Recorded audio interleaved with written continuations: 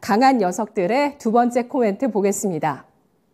잠깐 언급이 좀 전에 나왔었죠. 이제는 러우 종전에 관심을 가질 때입니다. 푸틴의 건강 악화설, 여기에 러시아의 4월 물가 상승률이 17.8%, 20년 만에 최고입니다. 물가가 좋지 않으면 민심은 반드시 나빠질 수밖에 없습니다. 그리고 마리우폴에서 일단 우크라이나 군들이 철수하면서 패배했습니다. 이것이 종전 가능성을 불러오고 있는 것이죠. 자, 이 의견에 대해서 이정호 전문가님 종합적인 판단해 주시죠. 네, 이제는 러시아 우크라이나 전쟁이 종전을 이제는 좀 관심을 가져야 할 때입니다. 오늘도 시장에서 재건 관련주들의 약간 상승세가 나왔는데요. 지금 시장이 어떤 시장이냐고 약간 비교를 한다면 저희가 코로나 시대 그리고 리오프닝 그때 관련주들이 엎치락뒤치락 했던 모습이 나왔었잖아요. 지금이 딱 그 타이밍이다라고 보시면 됩니다. 어쩔 때는 전쟁 관련주들이 상승세가 나오고 어쩔 때는 재건 관련주들의 상승세가 나오는데 이런 시장에서 순환매 시장이라고 하죠. 이런 시장에서 엇박자를 탄다면 개인 투자자분들은 많은 실망감을 가질 수가 있는데 이럴 때는 한쪽만 보시는 게 제일 좋다. 저는 그래서 재건 쪽을 많이 봐야 된다. 이제 종전 이후의 삶을 봐야 된다라고 말씀해드리고 싶고 종전 이후가 된다면 지금까지 원자재 관련주들의 상승세가 컸잖아요. 원유부터 시작해가지고 뭐 철강 안 오른 게 없다고 볼 수도 있습니다. 금속 뭐 다 올랐는데 그나마 곡물 같은 경우에는 저는 어느 정도 이거는 시간차가 두고 있어야 된다라고 생각을 해요. 원유나 이런 부분은 증산을 높이면은 어느 정도 해결되는 수 있는 부분도 있지만 이 곡물이나 이 밀 이런 부분은 자연이 허락해야 수확을 할 수 있는 부분이기 때문에 어느 정도 시간이 걸린다라고 말씀해드리고 싶고 그 다음에 전쟁으로 인해서 우크라이나가 피해가 많이 있다고 저는 보고 있어요. 뉴스나 이런 데 보면 학교도 무너지고 뭐 도로도 무너지고 이런 부분이 나오는데 이런 피해 관련해가지고 복구 비용이 뭐 600조를 육박한다라고 하는데 이게 얼마만큼 큰 금액이냐면 우리나라 1년 예산보다 더 많은 금액입니다. 그만큼 이 재건 관련해가지고 전쟁 이후로는 많은 관심사가 될 것 같고 전쟁이 끝나고 나서 저는 되게 막 그런 생각을 해요. 뉴스나 아니면은 뭐 인스타나 뭐 페이스북이나 이런 데서 세계 유명 각지 연예인 분들이 이제 우크라이나의 후원이나 이런 부분을 많이 하면서 그렇게 되면은 만약 재건 관련 붐이 열지 않을까라고 생각이 듭니다.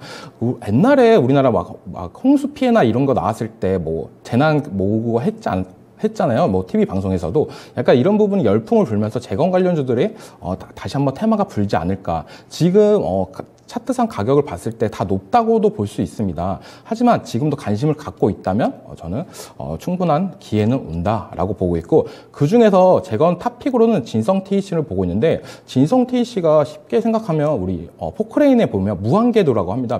바퀴 부분을 무한궤도라고 하는데 그쪽 관련해가지고 주요 부품 사업을 영위하고 있는 회사입니다. 그래서 이 진성 TEC 같은 경우는 꼭 관심 종목으로 등록을 하셔서 꾸준하게 지켜보시는 게 좋다라고 말씀해드리고 싶습니다. 그리고 이후에 러시아 에너지 의존도가 지금 계속적으로 탈피하는 모습이 나오고 있습니다. 왜냐하면 러시아가 지금 주력적으로 천연가스 그리고 석유나 이런 부분을 계속 팔면서 지금 러시아 경상지수는 엄청나게 올라갔습니다. 저는 이걸 보면서 되게 그런 생각이 들었어요. 그 전쟁 이후로는 러시아가 이때까지 여기 러시아 부대는 되게 싸움 잘하고 전쟁 잘하고 그런 나라라고 생각해가지고 이 우크라이나 전쟁이 되게 금방 끝날 줄 알았는데 그리고 러시아가 우리가 흔히 알고 있다시피 그렇게 경제가 좋지 않다라고 말씀 많이 들었잖아요, 뉴스에서. 근데 이 전쟁 이후로 러시아는 자원이 부각되면서 더욱더 경제적인 부가가치가 올라갔다. 하지만 전쟁이나 이 전투나 이런 부분에서는 생각보다 실망이다. 이런 부분이 되게 많았습니다.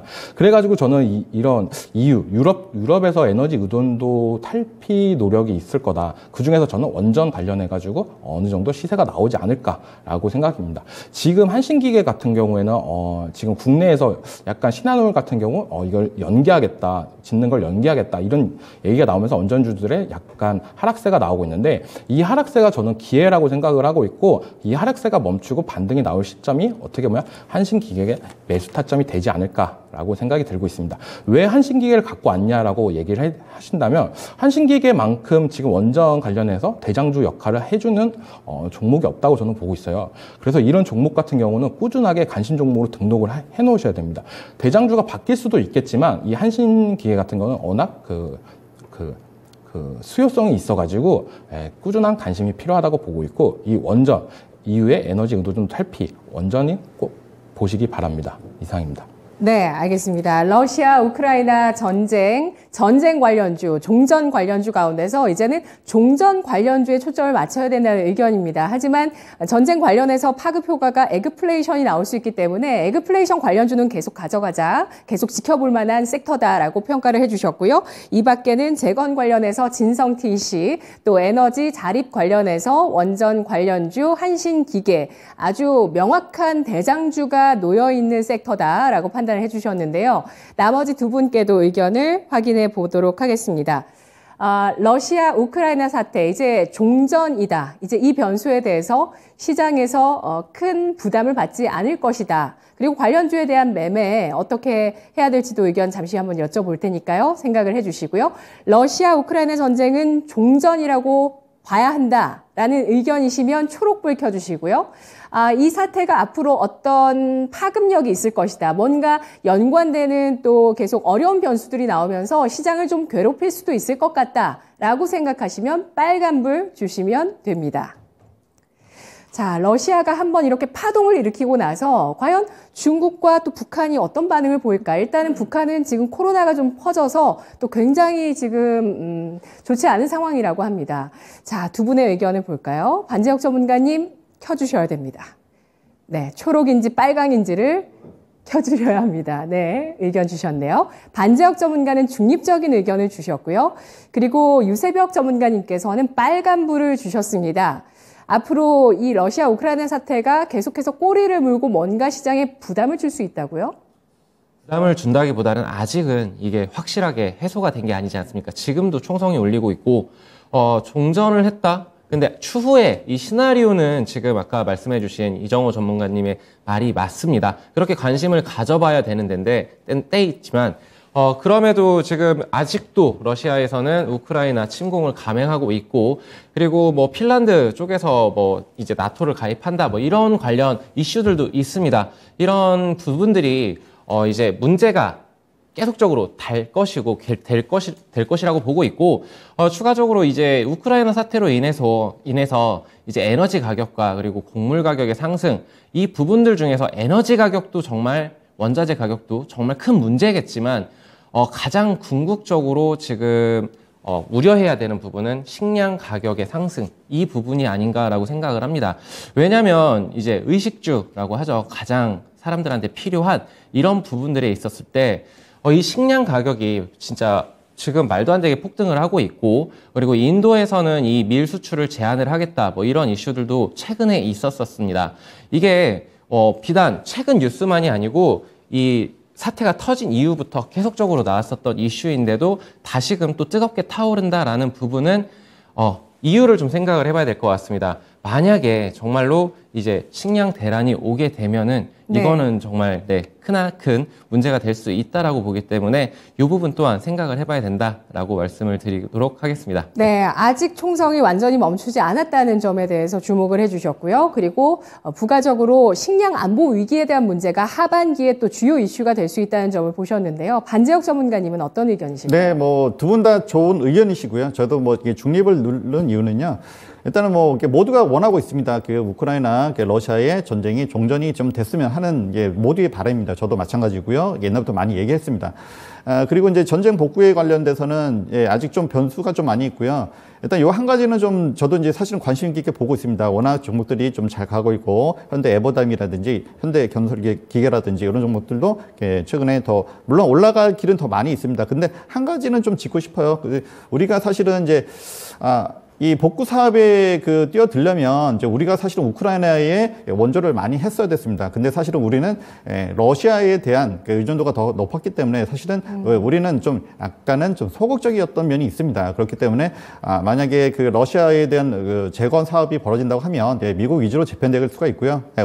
물론 우리도 미국 쫓아서 들어갈 수는 있습니다만 우리나라 자체가 적극적으로 우크라이나를 돕지는 않았다. 그리고 또 한 가지만 말씀드리면 우크라이나하고 러시아는 민족 자체가 같습니다. 그리고 우크라이나가 진짜 너무나 생각보다 너무 강하다라고 얘기할 수도 있는데 이 우크라이나 이쪽 분들은 옛날에 징기스칸이 왔을 때도 버티던 사람들입니다. 그렇기 때문에 그게 참 몇백 년이 지났지만 참 지금까지 가고 있지 않나 이렇게 말씀드리고 싶고요. 그래서 좀 물론 이제 전쟁의 어떤 리스크 위험은 좀 잦아들겠지만 그렇지만 좀 그런 어떤 민족적인 정신이 좀 강한 쪽이다 보니까 조금은 이 두 사이는 우리가 알지 못하는 변수가 많이 있습니다. 그렇기 때문에 좀 더 갈 확률이 좀 높다. 이런 정도만 말씀드리겠습니다. 네. 네. 러시아와 서방 국가 간의 대립도 앞으로 계속해서 지켜볼 사안이 되고 있습니다. 현대건설기계 그리고 현대에버다임 이들 종목들은 미국 쪽으로 납품을 하고 있는 기업일까요? 안재혁 전문가님. 네, 뭐 일단 뭐 굴착기라든지 이제 이런 어떤 소형 이제 이렇게 뭐랄까요, 그 농작기계 이런 것들은 이제 한국보다는 이게 미국 쪽의 시장이 훨씬 더 큽니다. 우리가 이제 주택 같은 경우도 아파트 위주로 되었기 때문에 그런 기계들이 많이 필요치 않은데, 근데 아무래도 미국 같은 경우는 이제 그 어떤 정원이라든지 이런 부분이 크기 때문에 미국 쪽에 좀 수출 비중이 좀 높다 이렇게 말씀드릴 수 있습니다. 네. 이정호 전문가님, 진성TC는 미국 쪽으로 납품을 하고 있는 수출 기업인가요? 네, 맞습니다. 미국 쪽의 기업도 납품을 하고요. 이 거의 중장비 관련해가지고 무한 궤도 관련해가지고는 이 진성TC가 거의 세계 1위라고 저는 자부할 수 있습니다. 네, 글로벌 1위 여기서 또 나오네요. 저는 항상 이거 주목합니다. 항상 그 딱지를 옆에 붙여놓고 메모를 해두는 글로벌 1위 기업은 항상 챙겨보려고 노력합니다. 그렇다면 유세벽 전문가님께서는 이 러시아 우크라이나 사태의 현재 탑픽은 어떤 섹터라고 보시죠? 아무래도 지금 건설 장비가 굉장히 뜨겁죠. 어제 오늘 해인이 굉장히 강한 모습을 보여주고 있는데 저는 뭐 탑픽으로 뭐 종목을 만약에 꼽자면은 두산 밥캣 뭐 이렇게 좀 말씀을 드리도록 하겠습니다. 네, 알겠습니다. 건설 기계 쪽이 주목되고 있고요. 앞으로 식량 안보 위기 사태에 대해서도 주목하고 있는 의견 전문가들을 통해서 확인해 봤습니다.